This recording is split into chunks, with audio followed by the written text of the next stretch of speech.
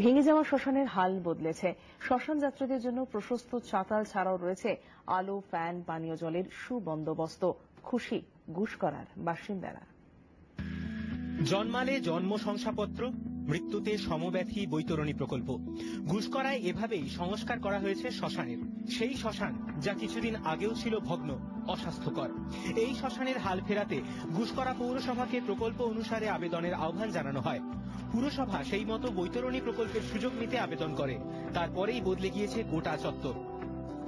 এই ধরনের যেখানে যেখানে শ্মশান নেই, যেখানে যেখানে ঈদগাহের পাঁচিল নেই, যেখানে যেখানে যেখানে কবর দেওয়া হয় মুসলিম ভাইদের জন্য, সেখানে যেগুলো অপরিষ্কারভাবে থাকতো, জঙ্গল অবস্থা থাকতো, সেইগুলোকে সংস্কারের জন্য আমাদের মামাটির মানুষের সরকার বিভিন্নভাবে উদ্যোগ নিয়েছে। এস্টিমেট করে আমরা স্টেট গভর্নমেন্টের কাছে পাঠাই, স্টেট গভর্নমেন্ট একটা টাকা অ্যাপ্রুভাল দেয়। সেই অ্যাপ্রুভাল আসার পর আমরা এই শ্মশান করেছি, বসার সেট করেছি, অফিস ঘর করেছি। আরো সমস্ত বলতে কিছুই ছিল না, শ্মশান ঘাট ছিল না, সমাবেদী ছিল না, এইসব উন্নয়ন কিছুই ছিল না।